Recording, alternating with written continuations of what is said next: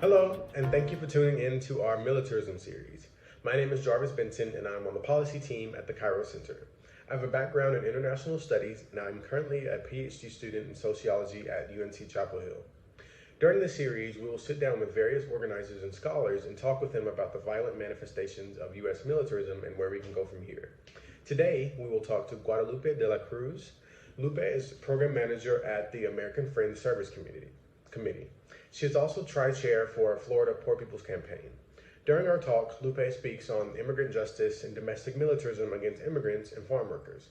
She also speaks to the need for coalition building and mutual aid as we fight for the abolition of prisons, policing, and surveillance. So what would you say Um, like militarism is then to you?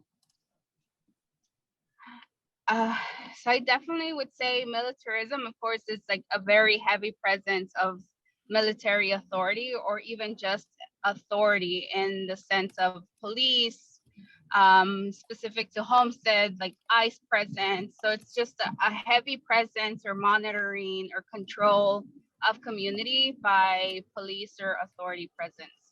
And then them directly affecting how the quality of life is able to be lived by community members. Yeah. So I think that just not just their presence, but their actions and how they're they're seen in community, what they do, really does affect the community on like a physical level of like actually being detained or held, but also like a social emotional effect because it's like a constant presence and it's a constant fear. It's also just like the what it causes to one person's like a mind and reaction to authority. Yeah. Yeah, I definitely agree. And I think like, you see that type of militarization and like authority like everywhere. And when we really think down to it, like we're all kind of affected by like policing and surveillance and all of these things that keep us at bay. Um, so I really appreciate that like framing. And I also appreciate that you kind of thought about like how militarization like affected, like you thought of the definition within your own community. And so maybe can you speak to like how you came into the work, and yeah, just how you decided to start doing this type of work around ICE and policing and things like that. Yeah, so I had been working in a nonprofit around that dealt specifically with immigrant rights and advocating for immigrants, um, if, advocating for farm worker rights, for labor rights, and definitely advocating to stop any anti-immigrant legislation or pieces of legislation that would pass at a state and local level. So coming into organizing, I had always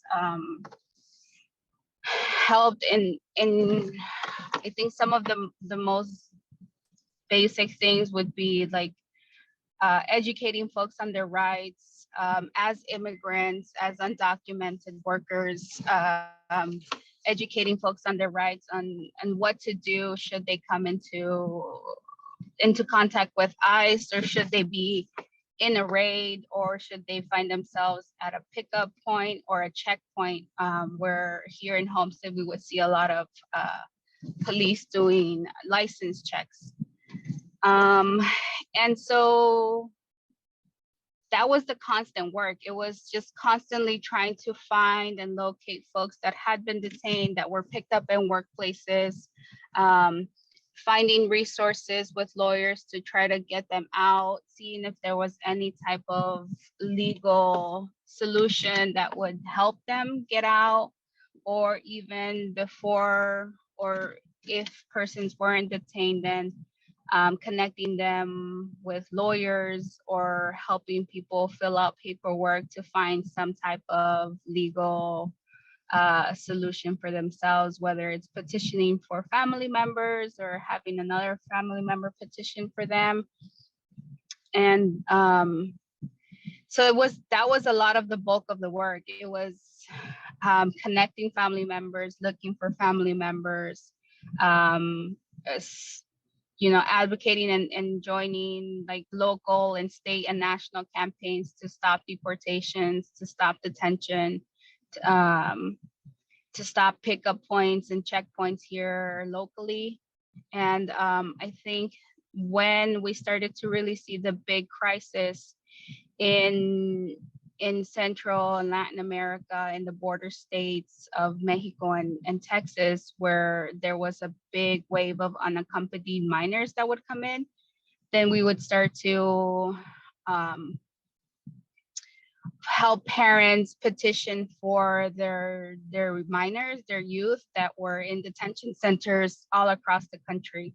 So we had family members from Homestead trying to locate or trying to petition or gain sponsorship or guardianship for youth that were detained in detention centers. Sorry, I felt like I repeated myself there. No. And back in 2014, under the Obama administration, a lot of work was done around like the power of the pen, like where we demanded, the administration to stop all deportations. And so that was a lot of our work.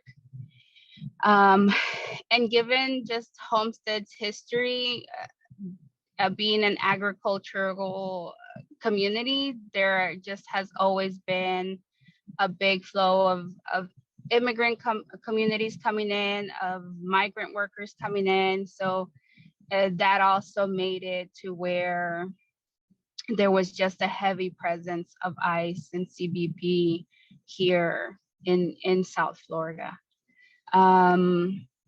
Then a friend of ours who actually wrote the report, the health at risk report that we sent over to you, she was actually doing some interviews with soldiers that are stationed at the Homestead Air Base. And along with the conversations that she had with them, some points would come around like the land, the usage of the land, and a Superfund site located on the land.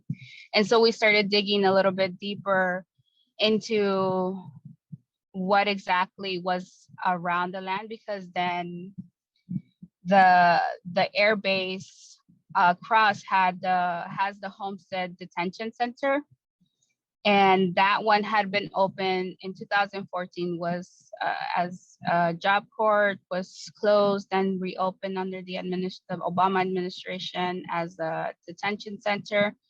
But then back in 2018, we really started digging a little bit more into what was on the land, and in this case the Superfund site. And then through my former organization, We Count, Emma, the author of the report, and a lot of other local organizations came together to really think and strategize around shutting down the detention center. And yeah, I think it was just an accumulation of like all of these negative things for the community, and then to think that there was just another detention center here at a child detention center for profit. And that's when we really just mobilized and started calling to end the detention center, to close it down, and demand for more testing to be done on the site and the facility and everything around or surrounding it. Yeah. So. Wow, just accumulation of negative things just come together to make, where you have to do something. And so I appreciate you sharing that. And it's bringing up a lot of questions for me around, like, the connections between, just like family separation in general, and how that is just a really terrible thing, and something that like happens in every community. But like folks aren't making these types of connections, and how we can like stop family separation totally. So yeah, that's just like bringing up a lot of questions for me. But I think I'm wondering, maybe specifically we can talk about like how folks can make connections between like militarism and farm workers and immigrants, that can conceptualize militarism and internationally, like in the Middle East and imperialism there. How can folks make those connections, or what are the relationships between militarism there and militarism here on our soil with immigrants? I think one of the biggest things is like actually having community, I like be able to identify what militarism is and what it looks like in the community. Because even for myself, a lot of like the characteristics of militarization or militarized communities was very now like normalized in my community. So we weren't able to really pinpoint like this is what it is and this is what we're living. So I think Could how you? it affects, yeah, go ahead. Oh, sorry. Why do you think it was normalized? I think because like there has always been a military air base here. There has always been such a heavy presence of farm worker communities because of the industry that's so big here. So there's always a constant like flow of folks coming in and out of here because of the work. And so yeah, I think that those are like those types of conditions that make it right for like this type of area or this area to be heavily monitored or have that presence of CBP or ICE. And it really just, I think it affects farm workers because a lot of folks that come here don't come here with the legal status, don't come here as like legal workers. And so there's a lot of undocumented workers here, and not just in the agriculture industry, I think in all industries here in South Florida. But yeah, I think that affects like the undocumented community because there is that always that constant risk that, at any moment, it could be the day that you get picked up, or it could be the day you come across, a cop that's having a bad day and you get stopped for whatever traffic violation. And that traffic violation becomes then, the doorway to the process of being detained and deported. And I think that piece around like, this is just like what we're used to is real. And it's also very like insidious that like we can't really like imagine anything different because like this is the landscape with which we've just like had to live. And so, there's not much room to like think or dream of anything more. So I'm wondering, maybe could you talk about like what's happening at the Homestead detention facility right now? What's this struggle tell us about the role of militarism in our politics beyond like the political party? Because you talked about like this is something you've worked on under Obama as well. And so what's happening now, and like what does this tell us about like the long-term things that we have to do?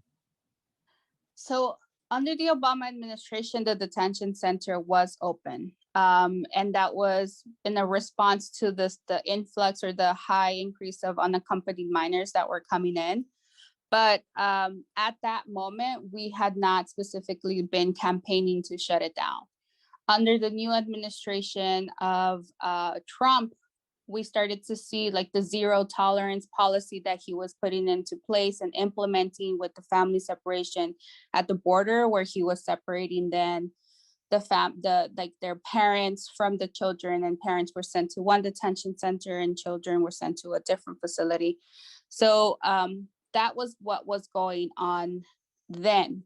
At this very moment, it's closed, but it's labeled as a warm close, and it had been labeled as a warm close, meaning that should there be an increase of or a wave of unaccompanied of minors coming in to the border to the US, then it has the potential to reopen. The thing with that is that we also started to see a denial of asylum cases of youth that were coming in under the administration, under the Trump administration. So numbers had began to drop, but there was still a very high number of youth in detention center. I think in the time that it had been open, about 22,000 children had come and go from the Homestead facility. And so our concern was that apart from us having a broken immigration system and then also calling for an end of child detention, the fact that the facility was on next to a Superfund site also called for concern for the children and the staff that were working at the facility, because from our records and from what we had been able to obtain through FOIA requests to the Air Base, to the Department of Labor, to HHS, there had not been, and to EPA, there had not been adequate testing about remediation on the Superfund side and the operation units surrounding the facility to really determine that the land was quote unquote safe for youth or for children to be held there for extended amounts of period. This facility, because it's on government property, it made it a lot harder for there to be transparency as to what was going on with the children. And so at a local level, a lot of politicians and representatives like also kind of like wash their hands of it, because it's like, well, it's government property. I have no jurisdiction over it as a county rep. And then we had congressional help from 3 of the congressional women, Shalala, Murkasel Powell, and Wasserman Schultz, who had been helping us advocate to gain access to the facility, as to know like what was the quality of care that was happening there, and they were denied. So that was the interesting part of this, because it's sat on government property, because it's next to an air base, it made it a lot harder to really hold someone accountable to what was going on with the facility. So I feel like, sorry, I'm probably like all over the place. No, it's very clear. So yeah, and so then, you know, it's the Superfund site, it's the infrastructure of the facility that we don't know because it's an old building. It's the runway that's on the air base that also poses a threat because of the loud emissions that the fighter jets give off. That could also cause like a developmental problem for children in the detention center. So those were like all of the hazards that we were highlighting during our campaign to shut down the Homestead Detention Center.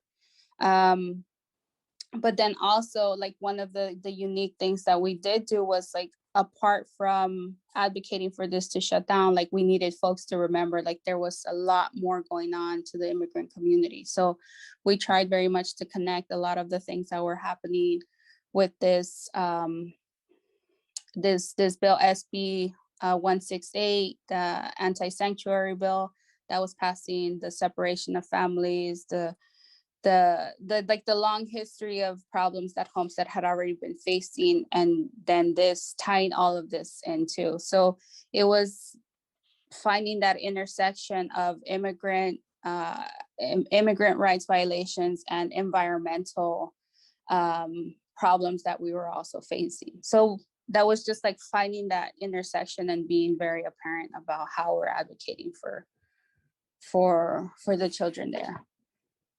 Did that answer your question? No, it definitely answered the question. I had no idea. This just so awful. It's very deep. It went along. No, it's deep. There's like another element too, because it's the community. So for Homestead, and I could, for Homestead, there hasn't been a lot of like economic opportunities for folks. Like, you know, it's a very big industry around agriculture. So there aren't very much big, booming, jobs that are made available to folks. It's a lot of like service industry. If you have like, you go further down into the Keys, it's a lot of like hospitality, hotels, you know, of restaurants. If you go further up into Miami, then you have like construction, and again, hospitality, the food industry. So Homestead being agriculture, like there wasn't a lot of opportunity for folks to have. So you always had to go out of Homestead to find a better job. When the facility opened, it provided an enormous amount of jobs for community members. So people were not starting at a job at $7 or minimum wage. They were starting at $15 an hour. So that's not another like a job opportunity that people were not having. So our problem was not the people working there. Our problem was that this is a facility that is running off the hardship of people, all the while being an influx center for profit. So I think that that was one of the biggest challenges to overcome and to really try to get to community. So it's not about us not wanting you to have a job. It's about you really recognizing where that money is coming from, and how this corporation at the moment, Caliburn, who was running the facility, was banking off of each of the children that were in the facility. So yeah. There's a lot of it. It's a lot. And so yeah, it is a lot. It's really understanding that this is a for-profit facility, that each child there was had a price over their head of over $700 per day. So this company was making $700 per child per day. When they had opened, it was about 1,000. And then the numbers kept jumping up to 1,200, with hopes of expanding to 3,600. So that was the other concern. And then not knowing the quality of care. And because it was an influx center, because it was on government property, because it was run by a private corporation, they were able to go around the Flores Agreement, which stated that no minor in detention was to be held for over 20 to 22 days. And we found and saw that youth in this facility were being held there for close to 3 to 6 months in some cases. Wow. But so now you said it's a warm close. And so should there be an increase, it has the potential to reopen. So there is an increase. There's a crisis at the border. It's not a new crisis. This is a crisis that has been going on for years, that people think that because a new administration is now into play, like these problems go away, but it's like what's trendy at the moment. And then, you know, people don't realize like this is an ongoing thing. People have been stuck at the border for years. People have been trying to come to the US for years. It's not something new. So, you know, Guatemala and Mexico, you know, are still very much, you know, dealing with a big number of migrants and immigrants in the country. And then, you know, that also trickles down to the US. So, yeah.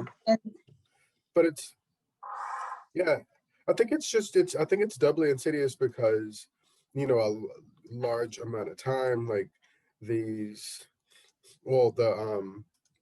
migration is driven by climate change, or it's driven by like US interference, which contributes to violence, or like economic choices that the US makes that contributes to the need for migration. And so it's just totally insidious that all of these things are happening here.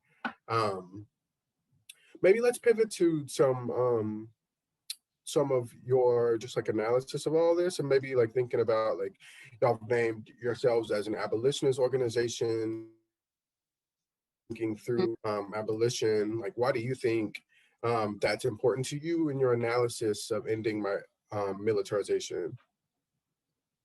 Yeah, I definitely think that when doing this work, it's really hard to also come up with alternatives to detention, given like within like the immigrant rights movement and work and immigrant justice.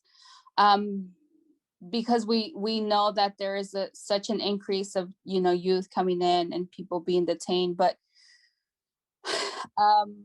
we definitely do see as AFSC this framework of abolitionists, because there are alternatives that can come out of the community that would be a lot more beneficial than the usual only plan for addressing this problem being detention. So I think that that's a pattern that the US has had for like so many years, that their solution to any influx of migrants coming into the US has been detention, and only been detention. There hasn't been any real intentional work with community to find these safer alternatives for people, for children when coming into the US. So I think that that's work that is going to take a long time to really do, but it's not impossible with government help. And I think right now with HHS, having funds to really do these types of community-based alternatives, it can happen. It's just like not them wanting it to happen. So I think that, so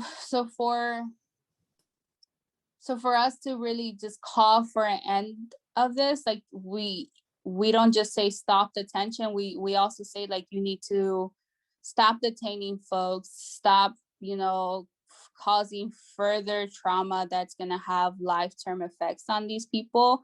When we're saying, stopping detention, I think that there's a very big human perspective that keeps being forgotten, and people are just associated to a number and forget that this is an actual living human being that's going through this. So it's really about also painting the picture of humanity, of a person who has, whatever hardship they were facing in their home country has made them, migrate here, not because they want to, not because conditions in home country are greater than here, but because they have had such a need to do this type of dangerous movement and migrate to another country.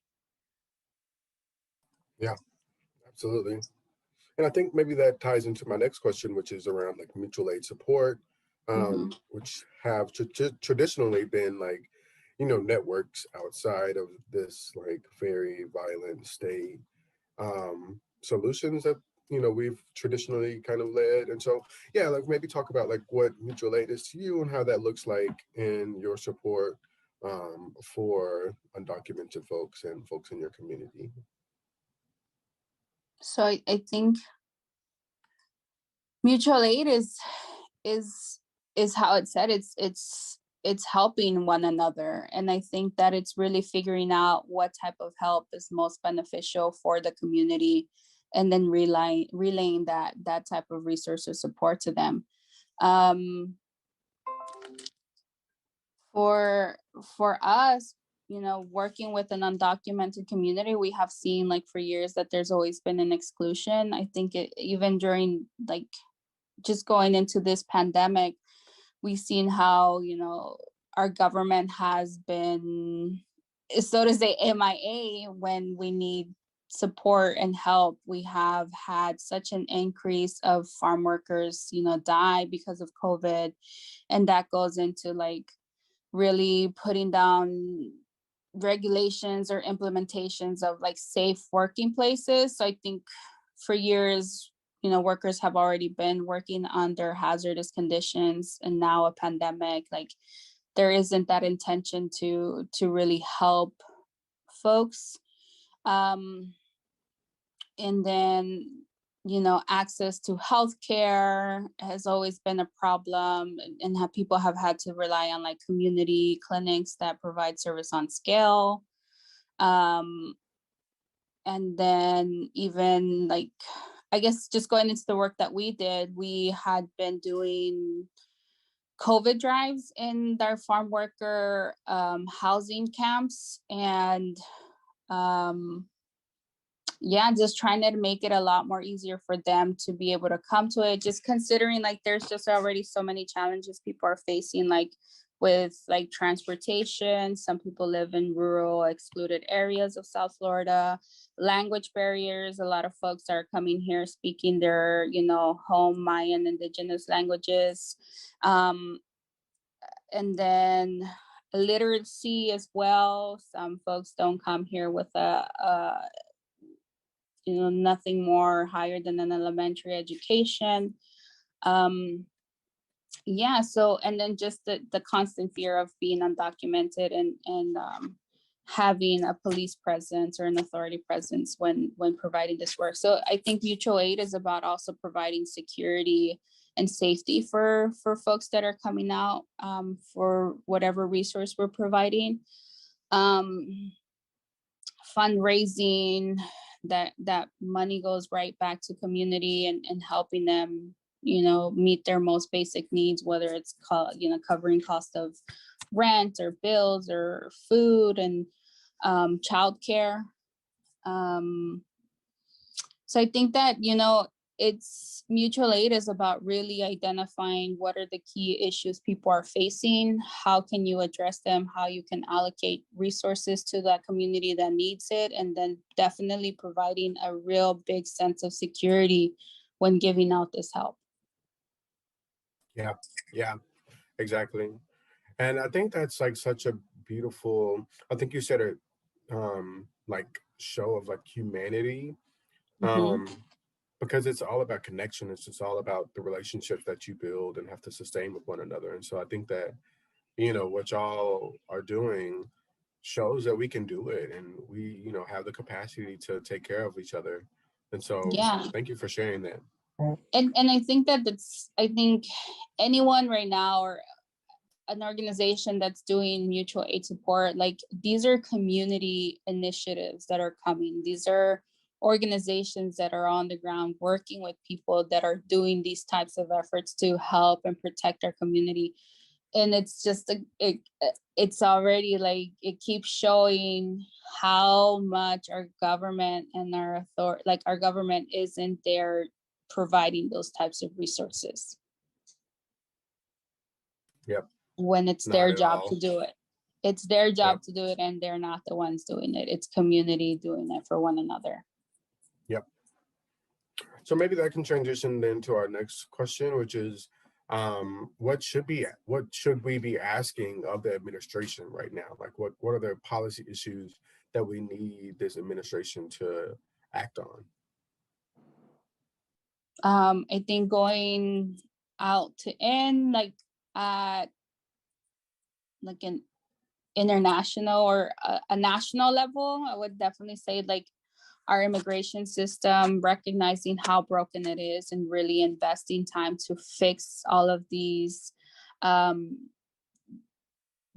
policies and laws that continue to hold, detain, and deport people, recognizing and doing more work about what is going on with the border crisis of people migrating here and being stopped and detained there.